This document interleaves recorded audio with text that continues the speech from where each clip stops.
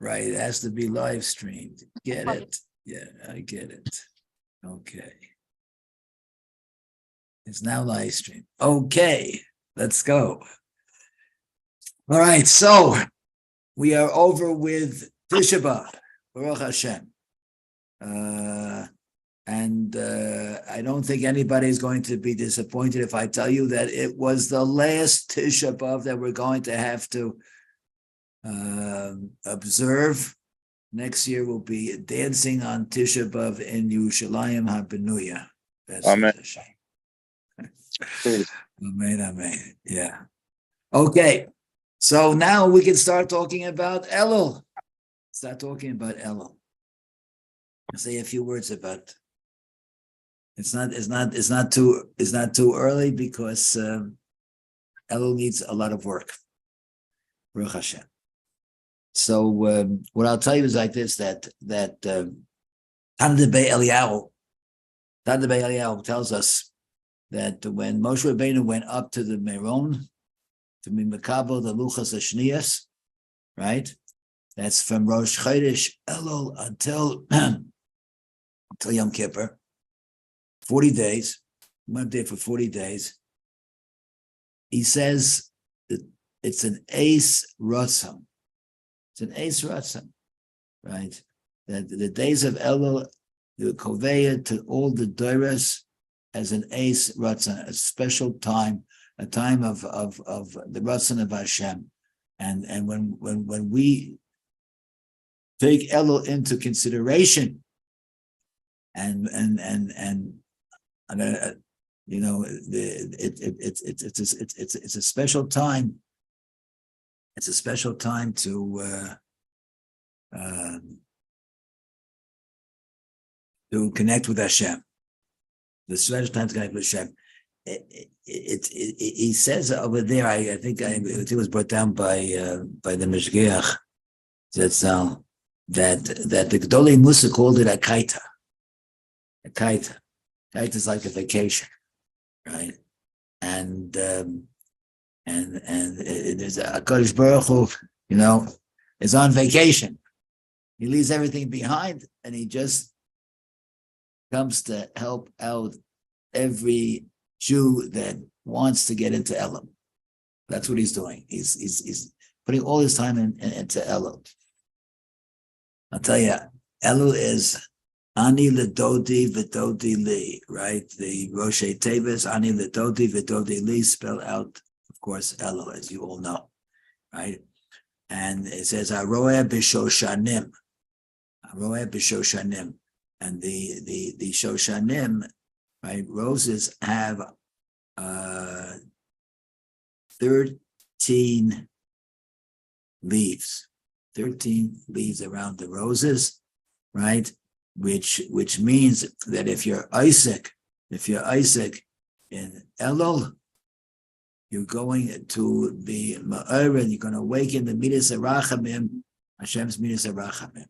And that we can all use. We can all use that. Ashrei Chem Yisrael Lifnei Mi Atem Mitayrim Mi Mitayir Eschem Avinu Shebeshamayim Va'amer Mikveh Yisrael Hashem. Here's a very interesting word from the Bnei Yisachar. He says a word like this. Okay, let's see how good you are in mathematics. A mikveh has 40 saw. Mikveh has 40 saw. And every saw is 6 kabim. Right? It's about 240. And every kav is 4 lugim. So therefore, a mikveh will have 40 times 6 times 4. Got it. 960 lugim. A mikveh has 960 lugim. Right? Now, if you take the days of Elul, which we mentioned, of course, from Rosh Chodesh Elul until Yom Kippur, they are 40 days.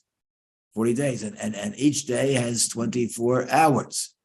And 40 times 24, you got it. 960.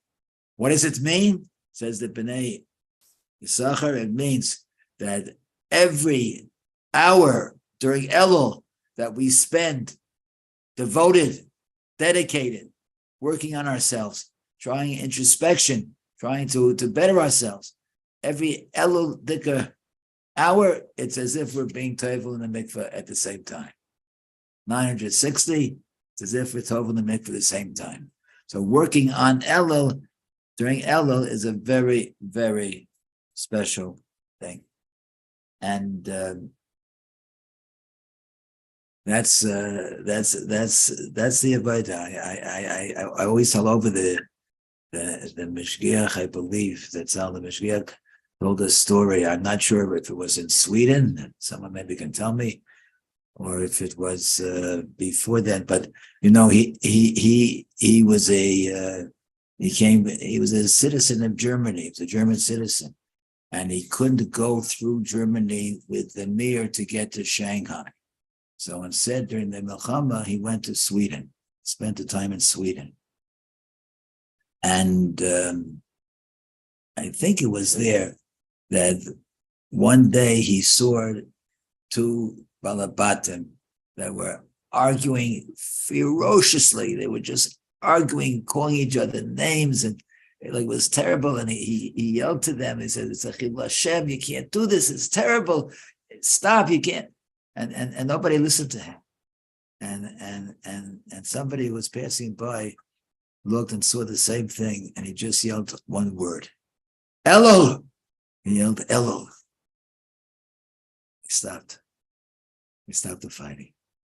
Right? We have no idea.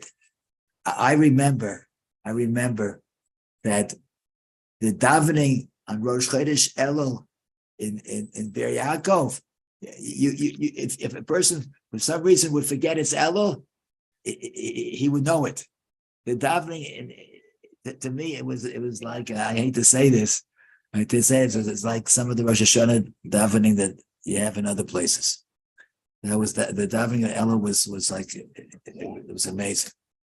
Elul, So I want to I want to ask you a question. Right? We know that.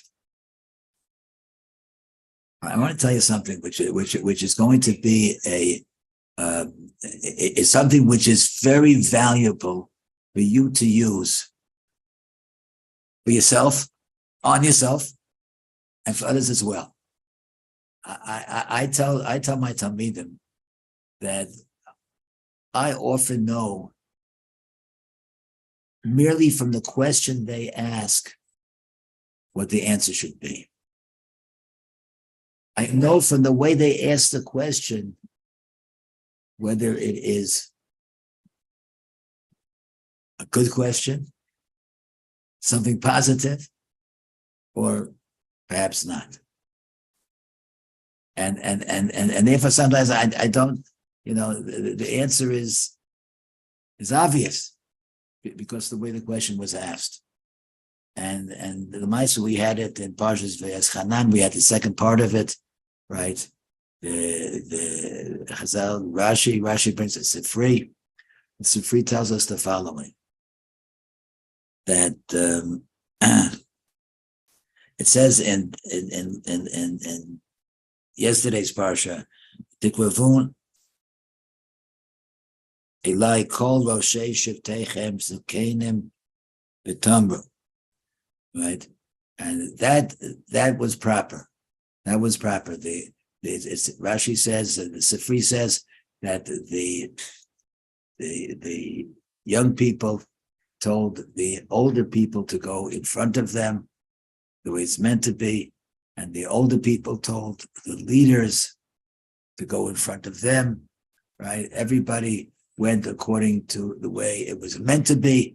And that was a proper question, right?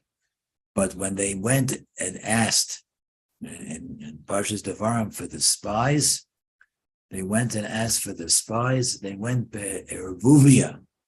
It says, "Tikravun Eli." Rashi says be'ervuvia. It was mass confusion.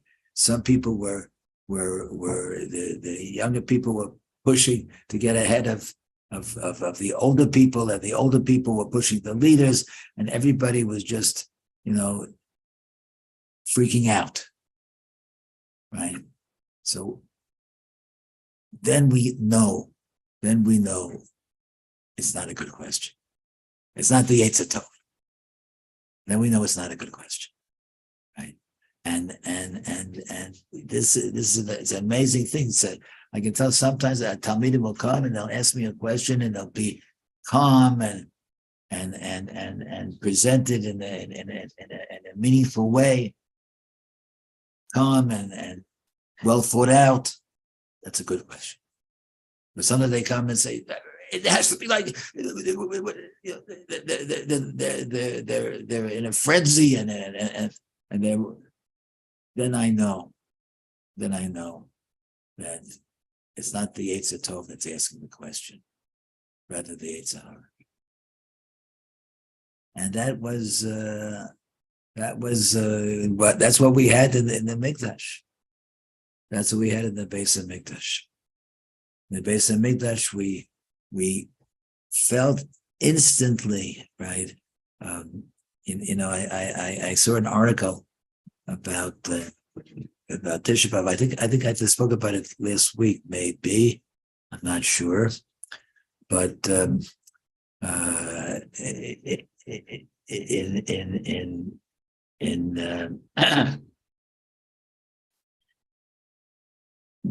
what we're lacking, what we're missing without the Beis HaMikdash is so much. Because if we go into the Beis HaMikdash, we would instantly feel the difference between the Yetzer Tov and the Yetzer Hara. We feel ourselves, we would know our inner selves, we would know that we are the Yetzer Tov, and we would feel the Yetzer Tov, right? And we would feel that we would know exactly where we are holding, right? And that's not the way it is now. Now it's all ervuvia, it's all in confusion, right? And sometimes you can use this as a tool that if you feel yourself in a frenzy you should know that it's not the Yetzer Tov. It's not your Yetzer Tov is making the suggestion, right? That's what we do. But yeah. So that's what I want to say now. What I've been asked to do by the family.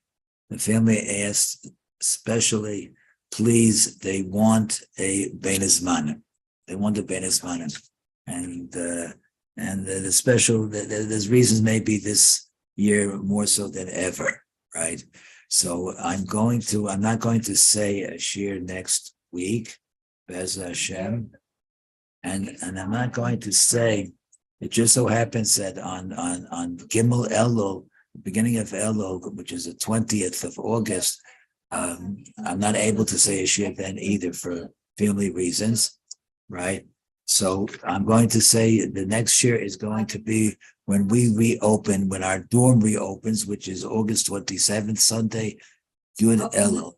Sunday, Yud Elul, that's when our dorm opens up. The Zman begins on the 30th, a few days later. On Wednesday the 30th, the Zman begins Be'ez Hashem in Neve. So I'm going to say now I'm taking a little bit of a kaita, a little bit of vacation, and Be'ez Hashem, I hope that everybody will not to forget about Sunday, but will come and join me once again in Elul, and thank you very, very much for coming and joining me today. Thank you. Thank you, Rebbe. Thank you, Mash. It's so good to see you. Love you. Enjoy Bein Hazmanim. Thank you, Rebbe. Okay. Thanks, Yes, Mosh. I will. And also, I promise that I know that Rebbe Yehuda Landi is back from the hospital. He's back at home, and I hope as Hashem he's doing better. He has a chasna coming up, and I'll tell you his daughter's chasna. I'll tell you after the chasna how he was. Okay. So How's your Rebbe feeling? Thank you, Rabbi. You're welcome. You're welcome. Baruch Hashem, she's still on oxygen, but it should be very soon that she's off it totally, and she's doing better. All right, we're davening for her. That keep doing. That you can keep doing. I appreciate it very much. Thank you very much. Rabbi, I think I quoted you on Tisha B'Av actually, and I just want to make sure that I quoted you and it was the right person that I quoted. But I remember this guy was telling me that the whole idea, not the whole idea, but he said it's weird, right? That on Tisha B'Av you don't say hello to people, right? When Sinas Chinam was the cause of the destruction of the Beis Hamikdash, you would think that you would say hello. So he said that he believes that the reason is because you need to recalibrate your hellos, right? You have to learn how to say hello properly.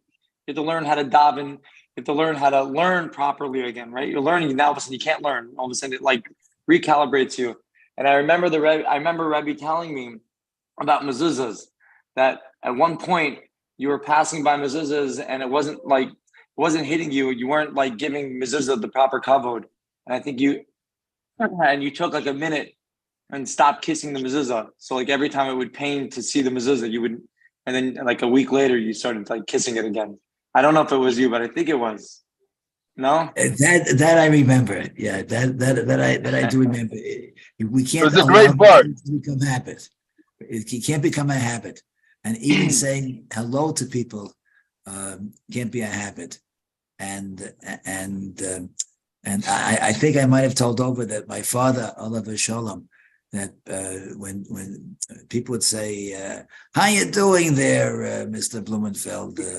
And sometimes he deliberately would say, he said, "I'm doing terrible," you know. And I said, "Well, that's good to hear, Mr. Blumenfeld." You know, they weren't even listening to his reply, right? Yeah. You know, they were so it was such a habit. Some say he would say, "Oh, wow, it's good to hear that I'm doing terrible," you know. But that's very important that we even when we say hello to somebody, we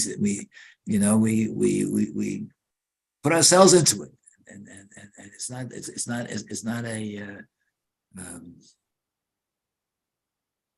something that says be well thought out. Yeah. So that's right. It's true. Sometimes I said I'm going to stop kissing the mezuzah for a short time. Right, when the vague guys around, of course, I did do that. When I was alone, I didn't want them to get the wrong idea, so I didn't kiss the mezuzah for a short time until I was able to do it with much more kavanah. Yeah. Okay. Take care, fellas. Be well. Take care, Mom. Thank you. Ready.